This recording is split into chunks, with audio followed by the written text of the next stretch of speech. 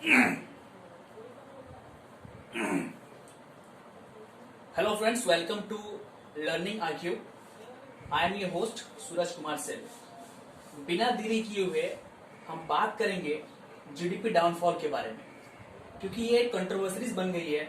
एक विवाद शुरू हो चुका है कि सरकार की जीडीपी पहले से ही डाउन थी और पहले से डाउन होने के बाद भी अब भी जीडीपी बहुत ज्यादा, मतलब कि हद से ज्यादा, जिसका अनुमान भारत की सरकार ने भी नहीं लगाया था, उसके हिसाब से भी ज्यादा डाउनफॉल भारत की इकोनॉमी में, जीडीपी में हुई है। हालांकि जितने भी कंट्री हैं पूरे वर्ल्ड में, सबकी जीडीपी डाउनफॉल हुआ है। सबका हुआ है, ऐसा नहीं कि सिर्फ भारत का ही हुआ है, सबका हुआ है।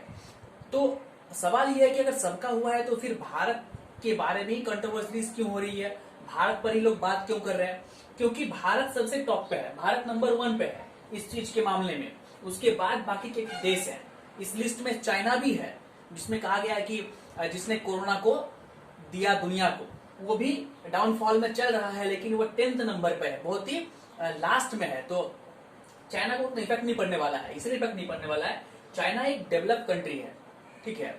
बात इंडिया एक डेवलपिंग कंट्री है। तो इस वीडियो में हम देखेंगे कि किस कंट्री का जीडीपी कितना डाउनफॉल हुआ है। तो ये रहा लिस्ट। इसका पीडीएफ भी आपको मेरे टेलीग्राम चैनल पे मिल जाएगा, जिसके लिए आपको मेरे टेलीग्राम चैनल को ज्वाइन करना होगा, जिसका लिंक डिस्क्रिप्शन में मैंने दे रखा है। तो विस्तार से अगर हम बात करें तो भारत इस लिस्ट में पहले नंबर पर है, और पहले नंबर पे इसके होने का बहुत सारा रीजन भी है। क्यों है, इस वीडियो में हम आज बात करेंगे। अब रही बात इंडिया की। इंडिया, हमें ये सोचना होगा कि भारत जो है, देखिए इस लिस्ट में बड़े बड़े देश है, जैसे यूनाइटेड किंगडम है, फ्रांस है, इटली है, कनाडा है, Germany, Japan, USA, south Korea and China. ये सभी कंट्री डेवलपिंग कंट्री है, डेवलप कंट्री है। और डेवलप कंट्री होने के बाद भी इन सभी का आंकड़ा जो है वो गिरा है, जीडीपी डाउनफॉल हुआ है। फिर भी चर्चा इन लोगों का नहीं हो रहा है, इन देशों का नहीं हो रहा है। इसके पीछे जस्ट एक रीजन ये है कि इकोनॉमी जो डाउनफॉल होती है, या फिर जीडीपी का जो अप्स एंड डाउन जो होता है, वो डेवलप और डेवलपिंग कंट्री, जो विकसित देश हैं और जो विकासशील देश हैं, उस पर वेरी करता है। वेरी किस पर करता है? अगर कोई देश, मान लीजिए जापान एक विकसित देश है, ठीक है, ये डेवलप कंट्री है जीडीपी के मामले में।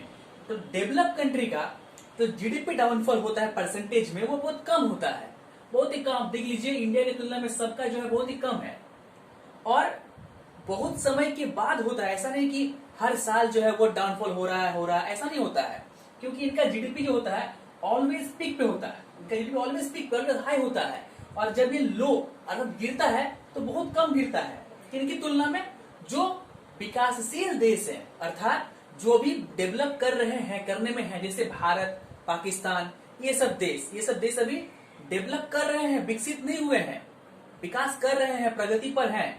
तो पीक पे होने की वजह से इनका डाउनफॉल 20 साल में हो सकता है कि एक बार हो जाए, या 50 साल में हो सकता है कि एक बार हो जाए। अभी तक हमने 20-30 सालों से ये नहीं सुना है कि 20 सालों से तो नहीं सुना है कि अमेरिका का जीडीपी बहुत डाउन चल रहा है। नहीं चलेगा, क्योंकि वो ऑलवेज पीक पे है।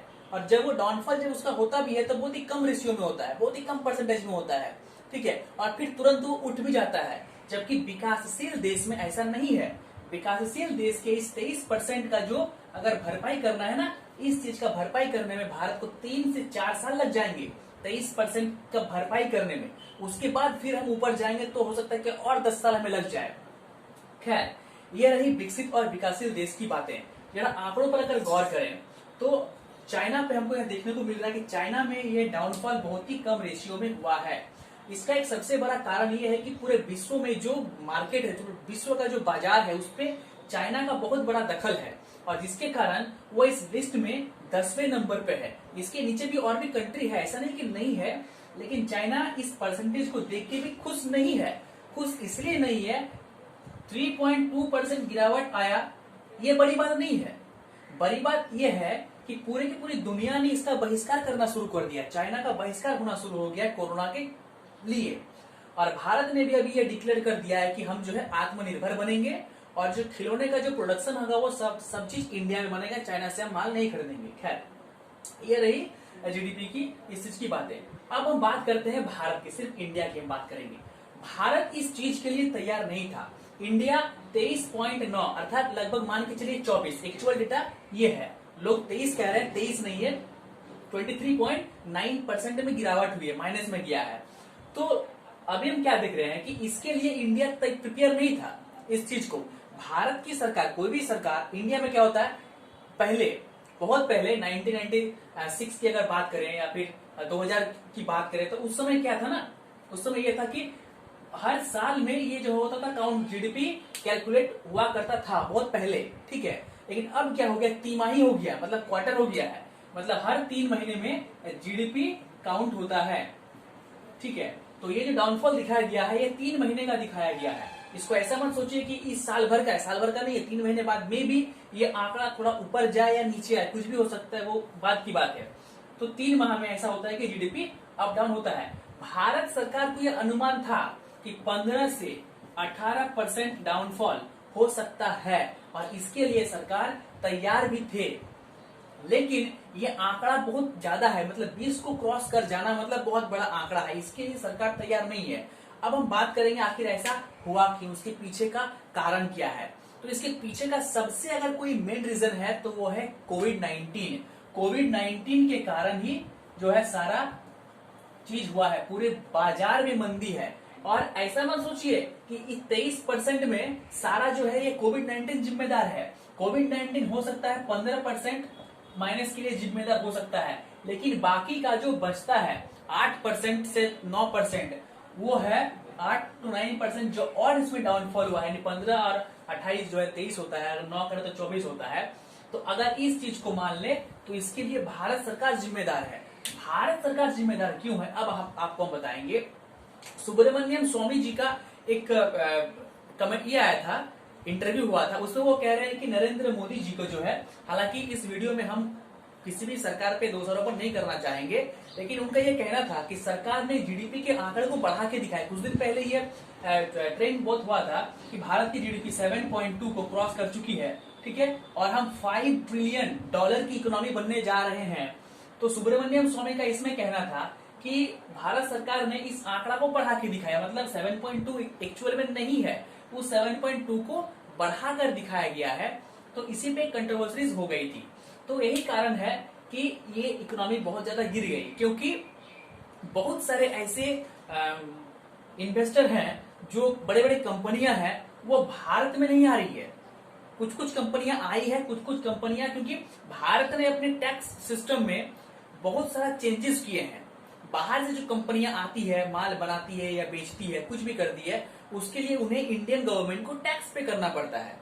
लेकिन भारत सरकार ने उस टैक्स सिस्टम में बहुत ज्यादा चेंजेस की है और उसको बढ़ा दिया है, जिसके कारण जो बाहर की कंपनियां हैं वो इंडिया नहीं आना चाह रही थी। हालांकि बाद में उसमें कुछ इंप्रूवमेंट किया गया, वो अलग बात है।